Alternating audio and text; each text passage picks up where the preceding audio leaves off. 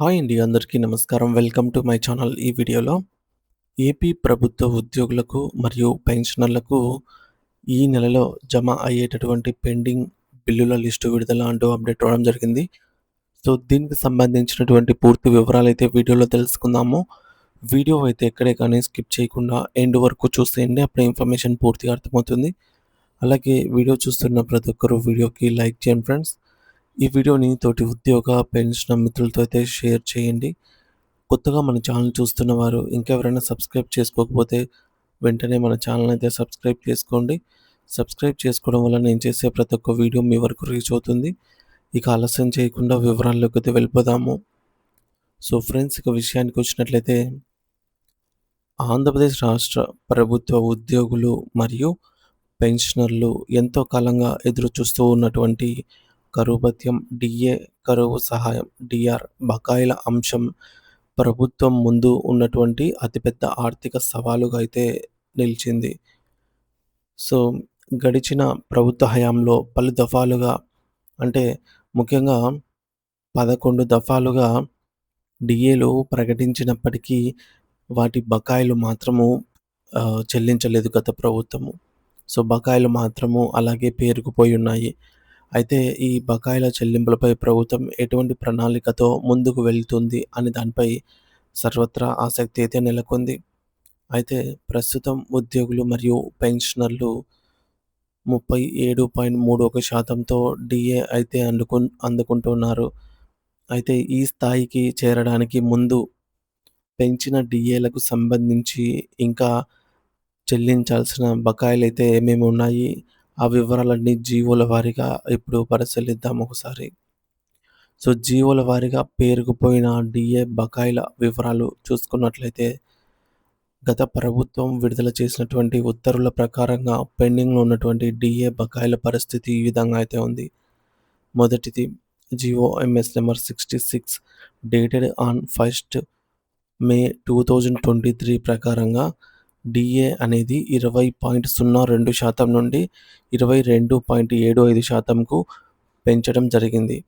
So, DA పెంపుదల ఎంత అంటే 2.73% పెరుగుదలతో ఈ యొక్క జీవో విడుదల చేయడం జరిగిందనమాట. సో, ఈ జీవో యాక్చువల్‌గా విడుదల చేసింది మనకు 1st మే 2023 అయినప్పటికీ ఇది అప్లికబుల్ వర్తించే కాలం వచ్చేసి జనవరి 2022 నుంచి వర్తిస్తుంది. అంటే జనవరి 2020 నుండి మనకు ఇక్కడ పేర్కొన్నటువంటి మే 2023 వరకు బకాయిలైతే ఉంటాయన్నమాట, ఐరియర్స్. సో, ఇవి దాదాపుగా 15 నెలల వరకు ఉండే అవకాశం ఉంది. ఈ వి ఈ యొక్క 15 నెలల బకాయిలను ప్రభుత్వము ఎప్పుడు చెల్లిస్తాము అని జెప్పేసి ఈ జీవోలోనే పేర్కొందనమాట. జీవో నంబర్ 66లో. సో, వీటిని మొత్తం టోటల్ ఎంతైతే అవుతుందో డివైడెడ్ బై 3, అంటే 3 విడతలుగా చెల్లిస్తామని జెప్పేసి జీవోలో ప్రకటించింది. ఇందులో మొదటి సమాన వాయిదా వచ్చేసి సెప్టెంబర్ 2023న, రెండవ విడత వచ్చేసి డిసెంబర్ 2023లో, మూడో విడత అరియర్ అమౌంట్ వచ్చేసి మార్చి 2024లో చెల్లింపులు చేపడతామని జెప్పేసి ప్రభుత్వం అయితే జీవోలో ప్రకటించింది. మరి వీటి పరిస్థితి ఏమిటి? జీవో ఇచ్చారు కదా, చెల్లించారా అంటే ఈ బకాయిలు అనేవి బిల్లులు సమర్పించడానికి ఇప్పటికీ సీఎఫ్ఎంఎస్ పోర్టల్‌లో అవకాశం కల్పించలేదు. ఫలితంగా ఈ చెల్లింపులు పూర్తిగా నిలిచిపోయాయి. సో, ఈ యొక్క అరియర్ బిల్స్‌ను పెట్టుకోవడానికి మనకు సీఎఫ్ఎంఎస్‌లో డీడీఓ గారి లాగిన్‌లో ఆప్షన్ అనేది ఎనేబుల్ అవ్వాల్సి ఉంటుందన్నమాట. అప్పుడు మాత్రమే ఈ బిల్లులను డీడీఓ గారు సబ్మిట్ చేయగలుగుతారు. సో, డీడీఓ గారు సబ్మిట్ చేయడానికి వీలు లేదు. ఎందుకంటే ఈ బిల్లులకు సంబంధించినటువంటి ఆప్షన్ ఏదైతే ఉంటుందో పోర్టల్‌లో, ఆ ఆప్షన్ అనేది ఎనేబుల్ చేయలేదు. కాబట్టి అవకాశం కల్పించలేదు కాబట్టి ఫలితంగా ఇవి అర్ధాంతరంగా నిలిచిపోయాయి. అలాగే GO MS number 113 dated on 25th October 2023 ఇక్కడ గూడా ఒక 3.64% పెంపుదలతో డిఏను 22.75% నుండి 26.39%కైతే పెంచడం జరిగిందనమాట. మరి ఈ డీఏ అనేది విడుదల అయిన తేదీ ఇక్కడ చూడొచ్చు 25 అక్టోబర్ 2023. యాక్చువల్‌గా వర్తించే కాలం వచ్చేసి ఈ DA applicable from July 2022. So, ఇక్కడ మనకు అరియర్స్ అయితే ఉంటాయి. 2022కు, 2023కి. సో, ఇక్కడ కూడా దాదాపుగా 15 నెలలు పైగానే అరియర్స్ రావాల్సి ఉంది. ఈ అరియర్ అమౌంట్‌ని కూడా సేమ్ ప్రభుత్వం ఎప్పటిలాగానే total arrear amount, so, total అమౌంట్‌లో 3 భాగాలుగా చెల్లిస్తాము. ఒకేసారి కాకుండా అని జెప్పేసి జీవోలో మెన్షన్ చేసింది. ఇందులో మొదటి సమాన వాయిదా వచ్చేసి ఏప్రిల్ 2024లో, రెండవ సమాన వాయిదా వచ్చేసి జూలై 2024లో, మూడో విడత అరియర్ అమౌంట్ వచ్చేసి అక్టోబర్ 2024లో. సో, ఈ 3 విడతల అమౌంట్ మరి ఏమైంది అంటే ప్రస్తుత పరిస్థితి. సో, ఈ యొక్క 3 విడతల బకాయిల పరిస్థితి చూసుకున్నట్లయితే ఈ బకాయిలకు సంబంధించి బిల్లులు పెట్టేందుకు కూడా సీఎఫ్ఎంఎస్‌లో ఆప్షన్ ఎనేబుల్ కాలేదు. అంటే మనకు గత జీవో 69 ప్రకారంగానే ఈ జీవోకి సంబంధించి కూడా ఈ అరియర్ బిల్స్ పెట్టుకోవడానికి డీడీఓ లాగిన్‌లో ఆప్షన్ అనేది ఎనేబుల్ కాలేదన్నమాట సీఎఫ్ఎంఎస్‌లో. తర్వాత number 3 GOMS number 28 dated on 15థ్ మార్చ్ 2024. ఇక్కడ వచ్చేసి ఒక 3.64% పెంపుదలతో డీఏను 26.39% నుండి 30.03%కైతే పెంచడం జరిగింది. ఈ యొక్క జీవో విడుదల చేసినటువంటి తేదీ యాక్చువల్‌గా డీఏ వర్తించే కాలం వచ్చేసి జనవరి 2023 నుంచి. కాబట్టి ఇక్కడ అరియర్స్ అయితే పేర్కొనిపోయి ఉన్నాయి. ఈ అరియర్స్‌ని కూడా 3 సమాన వాయిదాల్లో చెల్లింపులు చేస్తామని ప్రభుత్వం జీవోలో ప్రకటించింది.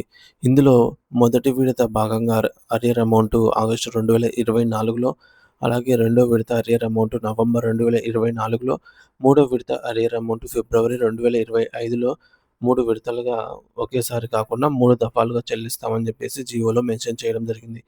మరి ఈ యొక్క డీఏల ప్రస్తుత పరిస్థితి చూసుకున్నట్లయితే షెడ్యూల్ ప్రకారంగా చెల్లింపులు తేదీలు సమీపించి దాటిపోయినప్పటికీ ఈ బిల్లులు కూడా ఇంకా ప్రక్రియ ప్రారంభం కాలేదంటే డీడీఓ స్థాయిలో బిల్లులు అప్లోడ్ చేసేదానికి సీఎఫ్ఎంఎస్ పోర్టల్‌లో ఆప్షన్ అనేది ఎనేబుల్ కాలేదు. తర్వాత మరొక జీఓఎంఎస్ నెంబర్ 30 ప్రకారంగా డేటెడ్ ఆన్ 15థ్ మార్చ్ 2024. సో, ఇక్కడ ఒక 3.64% డీఏనైతే పెంపుదల చేశారు. మరి ఈ డీఏ అనేది 30.03%తో 30.03% నుండి 33.67%కైతే పెంచడం జరిగింది. సో, జీవో విడుదల చేసిన తేదీ ఇదైతే మనకు యాక్చువల్‌గా వర్తించే కాలం జూలై 2023 నుంచి. మరి మధ్యలో అరియర్స్ ఉంటాయి కదా ఫ్రెండ్స్! ఆ అరియర్స్‌ని కూడా 3 సమాన వాయిదాల్లో చెల్లింపులు చేస్తామని ప్రభుత్వం ప్రకటించింది. అందులో మొదటి విడత అరియర్ అమౌంట్ వచ్చేసి సెప్టెంబర్ 2024లోను, రెండో విడత అరియర్ అమౌంట్ వచ్చేసి డిసెంబర్ 2024లో, మార్చి 2025లో మూడో విడత అరియర్ అమౌంట్ చెల్లింపులు చేస్తామని చెప్పి ప్రకటించింది. కానీ వీటికి కూడా ఆప్షన్ అనేది ఎనేబుల్ కాలేదు. అలాగే జీఓఎంఎస్ నంబర్ 62 అండ్ 63 ఇది కూటమి ప్రభుత్వం అధికారంలోకి వచ్చిన తర్వాత డీఏకి సంబంధించి విడుదల చేసిన మొట్టమొదటి జీవోలు ఇవే అన్నమాట. ఉద్యోగులకి, పెన్షనర్స్‌కి. డేటెడ్ ఆన్ 25థ్ అక్టోబర్ 2025. సో, ఈ యొక్క డీఏని 33.67% నుండి 37.31%కి పెంచుతూ 3.64% డీఏనైతే విడుదల చేయడం జరిగింది ఈ జీవో ద్వారా. సో, జీవో అనేది విడుదల చేసిన తేదీ మనకు అక్టోబర్ 2021 అయినప్పటికీ ఈ యొక్క డీఏ వర్తించే కాలం జనవరి 2024 ముందు నుంచి. కాబట్టి మధ్యలో అరియర్స్ అయితే ఉంటాయి. సో, 21 మంత్స్‌కి సంబంధించి 21 నెలల అరియర్స్ అయితే ఉన్నాయి. మరి ఈ యొక్క అరియర్స్‌ను ప్రభుత్వము ఆహ్, ఇందులో ఒక మెలిక పెట్టింది. ఫస్ట్ ఒక 10% మనకు ఏప్రిల్‌లో ఏప్రిల్ 2026లో చెల్లిస్తామని జెప్పేసి ప్రకటించింది. కానీ ఈ చెల్లింపు జరగలేదు. సో, మనకు ఏప్రిల్ దాటిపోయింది. మే దాటిపోయింది. ఇప్పుడు జూన్. సో, జూన్ వచ్చినా సరే ఈ 10% అమౌంట్ అయితే చెల్లించలేదు. ఇక రిమైనింగ్ 30% వచ్చేసి ఆగస్టు 2026లోను, తర్వాత మరొక 30% వచ్చేసి మనకు నవంబర్ 2026లోను, మరొక 30% వచ్చేసి మనకు ఇక్కడ మెన్షన్ చేసినట్టుగా ఫిబ్రవరి 2027లోను చెల్లిస్తాలే చెల్లింపులు చేస్తామని జెప్పేసి జీవోలో మెన్షన్ చేసింది. కాకపోతే ఇదివరకు ప్రకటిస్తానన్నటువంటి ఈ యొక్క 10% బిల్లులు రిలీజ్ కాకపోవడంతో వీటిపై గూడా ఇవి గూడా మునుపటిలాగానే పేరుకుపోతాయని జెప్పేసి అర్థమవుతోందనమాట. సో, ప్రస్తుత పరిస్థితి ఈ డీఏలు ఈ పైన మనం ఇప్పటి వరకు చూసుకున్నటువంటి డీఏలన్నీ గూడా ప్రస్తుతం ఉద్యోగుల వేతనంలో కలిపి వస్తున్నప్పటికీ అంటే క్యాష్ రూపంలో వస్తున్నప్పటికీ బకాయిల చెల్లింపులకు సంబంధించి మాత్రం ఇంకా ప్రభుత్వము ప్రక్రియ అనేది మొదలు పెట్టలేదనమాట. సో, బకాయిలైతే పేరుకుపోయి ఉన్నాయి. ఇక సిపిఎస్ ఉద్యోగులకైతే ప్రత్యేక బకాయిలు మరియు ఇతర సమస్యలు. సిపిఎస్ ఉద్యోగుల పరిస్థితి మరింత క్లిష్టంగా ఉంది. జూలై 2018 నుండి జనవరి 2019 వరకు సంబంధించి 30 నెలల చొప్పున అరియర్ బకాయిలొచ్చేసి ఆహ్, చెల్లింపులు చేయవలసి ఉంది. సో, మనకు రీసెంట్‌గా జనవరి 14వ తేదీన కొన్ని బిల్లులు పాసయ్యి దాదాపుగా 90% మందికి ఈ యొక్క జూలై 2018 అరియర్స్ 30 నెలలకు సంబంధించినవి. జనవరి 2019కి సంబంధించి 30 నెలల అరియర్స్. సో, ఇవి 3 విడతలుగా చెల్లిస్తామని జెప్పేసి 3 ఈక్వల్ ఇన్‌స్టాల్‌మెంట్ ఈఐ. అలాగే ఇవి గూడా 3 ఈక్వల్ ఇన్‌స్టాల్‌మెంట్‌గా చెల్లిస్తామని చెప్పిన అరియర్ అమౌంట్స్. సో, మొత్తము 6 ఇన్‌స్టాల్‌మెంట్ అమౌంట్స్ వచ్చేసి మనకు ఈ తేదీన 14థ్ జనవరి 2024న బిల్లులు పాస్ అయ్యి, ఇప్పటికి దాదాపుగా 90% మందికి జమయ్యాయన్నమాట. 6 విడతల అమౌంట్. సో, సంతోషమే ఇదేమో.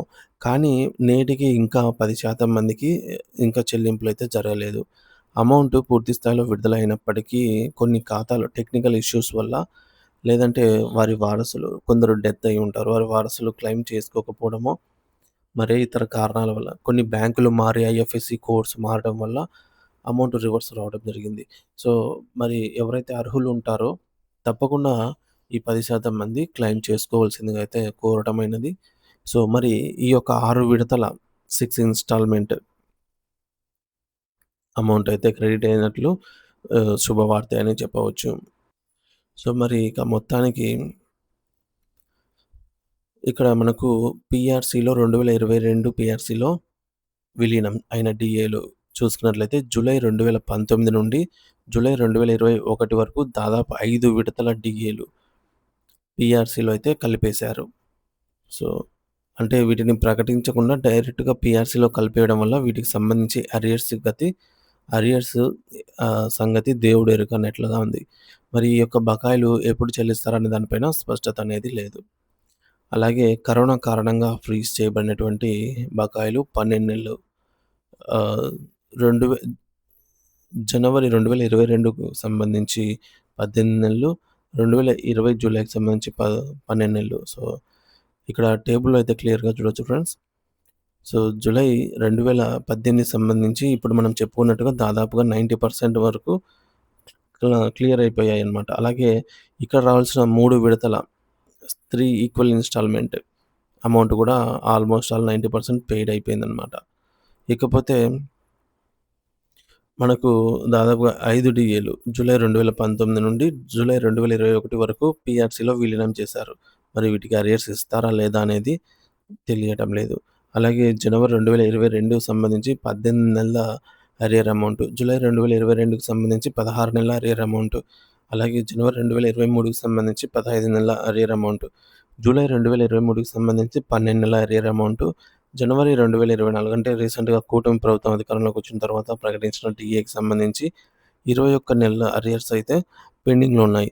దాదాపుగా అన్నిటిని కలుపుకొని ఈ పీఆర్‌సీలో విలీనం చేసినవి, అలాగే కరోనా సాకుతో మాఫ్ చేసినవి అన్నీ కూడా మొత్తము 234 నెలలకు సంబంధించి వివిధ దశల్లో చెల్లించాల్సినటువంటి అరియర్ అమౌంట్. సో, 234 నెలలకు సంబంధించి అంటే సామాన్య విషయం కాదిది. వారి బేసిక్ పేని బట్టి ఇది 2,00,000 నుంచి 8,00,000 వరకు గూడా ఉండవచ్చనమాట. అంత హ్యూజ్ అమౌంట్ అనేది ప్రభుత్వం దగ్గరే ఉండిపోయింది. సో, బకాయిలను కరోనా కారణం చూపి ప్రభుత్వం నిలిపివేసింది. అవి తిరిగి చెల్లిస్తారా లేదా అనేది అనిశ్చితి అయితే కొనసాగుతోందనమాట. సో, కొన్ని బకాయిలను కరోనా సాకుతో మాఫీ చేశారు. మనకు ఇక్కడ చూసుకున్నట్లయితే 2020 21లో దాదాపు 3 డీఏలకు సంబంధించి ప్రకటించనే లేదు. ఇక చెల్లించాల్సిన మొత్తం బకాయిలు మనం ఇదివరకే చూసాము టేబుల్‌లో. ఇకపోతే మూల వేతనం ప్రకారంగా బకాయిల పట్టిక 2019 నుండి జనవరి 2024 వరకు. సో, జూలై 2019 నుండి జనవరి 2024 వరకు మనకు ప్రకటించిన డీఏలకు సంబంధించి అంటే 2018 సంబంధించి ఆల్మోస్ట్ చెల్లించారు కాబట్టి మిగతా అమౌంట్‌కి సంబంధించి రావాల్సిన అరియర్ అమౌంట్ రూ. 20,000 బేసిక్ పే ఉన్న వారికి రూ. 1,50,000 రావాల్సి ఉంది. అలాగే 25,000 బేసిక్ పే ఉన్న వారికి దాదాపు 2,00,000 రావాల్సి ఉంది. 30,000 బేసిక్ పే వారికి దాదాపు 2,30,000, 40,000 బేసిక్ పే వారికి 3,08,000, 49,000 బేసిక్ పే వారికి 3,78,000, అలాగే 56,000 బేసిక్ పే వారికి 4,32,000, 68,000 బేసిక్ పే వారికి 5,24,000, ఈ విధంగా 81,000 బేసిక్ పే వారికి 6,25,000 రావాల్సిన అరియర్ అమౌంట్ ఫ్రెండ్స్ ఇది. సో, వారి బేసిక్ పేని బట్టి DA arrear amount total amount అనమాట ఇది. టోటల్ అమౌంట్ అంటే ఇందులో మనకు పీఆర్‌సీలో ఇంక్లూడ్ చేసినవి ఉన్నాయి. అలాగే కరోనా సమయంలో అన్నీ కూడా కలిపి ఈ అమౌంటు. మరి వీటిలో ప్రభుత్వం ఎంత మేరకు చెల్లిస్తుంది? వేటిని తీసేస్తుంది అనేది క్లారిటీ రావాల్సి ఉంది. సో, పేరుకుపోయిన బకాయిలను ఉద్యోగుల మూల వేతనం బట్టి ఇక్కడ మనం టేబుల్‌లో చూసిన విధంగా సుమారుగా అనమాట ఇది గమనిక. సో, ఈ యొక్క టేబుల్‌లో ఇచ్చినటువంటి అంకెలు కేవలం అంచనా మాత్రమే. కొన్ని బకాయిలైతే ఫ్రీజ్ చేయడం జరిగింది. కొన్ని విలీనం కావడం జరిగింది. సో, కరోనా సాగుతో 3 డీఏలను ఫ్రీజ్ చేశారు. పీఆర్‌సీలో 5 డీఏలను విలీనం చేశారు. ఈ 8 డీఏలకు సంబంధించి ప్రభుత్వము ఎప్పుడు చెల్లిస్తుందనేది, అసలు చెల్లిస్తుందా లేదా అనేది కూడా ప్రశ్నార్థకమే. మిగిలినవైనా వస్తాయా అంటే అవి కూడా ప్రశ్నార్థకంగానే ఉంది. సో, కాబట్టి వాస్తవ మొత్తం అయితే మారవచ్చనమాట. సో, ప్రభుత్వం ప్రకటించే అమౌంటే తుది అమౌంట్ అవుతుంది. సో, ఇంకా కొత్తగా ప్రకటించాల్సిన డీఏల విషయానికొస్తే పైన పేర్కొన్న బకాయిలతో పాటుగా కొత్తగా మరొక 3 డీఏలు ఇప్పటికే రావాల్సి ఉంది. అవేంటంటే జూలై 2024 డీఏ, జనవరి 2025 డీఏ, జూలై 2025 డీఏ, జనవరి 2026 డీఏ. వీటన్నిటిని కూడా కేంద్ర ప్రభుత్వం ప్రకటించేసిందనమాట. సో, రాష్ట్ర ప్రభుత్వం వాటాగా దాదాపుగా ఇక్కడ ఒక 10% వరకు డీఏ రూపంలో రావాల్సి ఉంది. ఇంకా వీటిని రాష్ట్ర ప్రభుత్వం ప్రకటించలేదు. ఈ యొక్క డీఏలను ప్రకటించి వాటి బకాయిలను పేరుకుపోకుండా సకాలంలో చెల్లించాలని జెప్పేసి చెల్లించడం గూడా ప్రభుత్వానికి ఒక సవాలే. వీటిని ప్రకటించి గత డీఏల యొక్క బకాయిలు చెల్లించడం. ఇక ప్రభుత్వం ముందు ఉన్నటువంటి మార్గం మరియు ప్రణాళిక ఏంటంటే, ప్రభుత్వ వర్గాల సమాచారం ప్రకారంగా ఈ భారీ బకాయిలను ఒకేసారి చెల్లించడం అసాధ్యం. అందువల్ల ప్రభుత్వం ఈ క్రింది విధంగా ముందుకు వెళ్ళే అవకాశం అయితే ఉంది. అదెలా అంటే విడతల వారీ చెల్లింపు. మొత్తం బకాయిలను తమ 5 ఏళ్ల పాలనా కాలంలో క్రమ పద్ధతిలో ఆహ్, విడతల వారీగా చెల్లించేందుకు ప్రణాళిక అయితే సిద్ధం చేసుకోవాలి. ఉద్యోగ సంఘాలతో చర్చలు. ఈ నెలాఖరులోగా ఉద్యోగ, ఉపాధ్యాయ, పెన్షనర్ల సంఘాలతో సీఎం గారు చర్చ జరిపి అందరితో ఆమోదయోగ్యమైన చెల్లింపులు చేసే విధంగా షెడ్యూల్ అయితే ఖరారు చేయనున్నారని అయితే సమాచారము. ఇకపోతే నెలవారీ కేటాయింపు. ఈ యొక్క బకాయిల చెల్లింపుల కోసం ప్రతి నెల బడ్జెట్ నుండి సుమారు 4,000 నుండి 5,000 కోట్ల రూపాయలను గనక కేటాయిస్తే బకాయిలు మనకు అతి త్వరగా తీరిపోయే అవకాశం అయితే ఉంది. సో, మొత్తానికి లక్షలాది మంది ఉద్యోగులు మరియు పెన్షనర్ల జీవితాలతో ముడిపడి ఉన్నటువంటి డీఏ బకాయిల చెల్లింపు అంశం కేవలం ఆర్థికపరమైనదే కాకుండా ప్రభుత్వ విశ్వసనీయతకు కూడా ఒక పరీక్ష లాంటిది. కొత్త ప్రభుత్వం ఈ బకాయిల చెల్లింపులపైన స్పష్టమైన మార్గదర్శకాన్ని ప్రకటించి, ఉద్యోగ వర్గాల్లో నెలకొన్నటువంటి ఆందోళనను తొలగించాల్సిన అవసరం ఎంతైనా ఉంది. సో, ప్రభుత్వం నుండి వెలువడే అధికారిక ప్రకటన కోసం అందరూ ఆశగా అయితే ఎదురు చూస్తూ ఉన్నారు. మరి దీనిపై మీ అభిప్రాయం ఏంటనేది కామెంట్ ద్వారా తెలియజేయండి ఫ్రెండ్స్. అలాగే ఈ వీడియోని తోటి మిత్రులతో షేర్ చేయండి. Thank you for watching this video.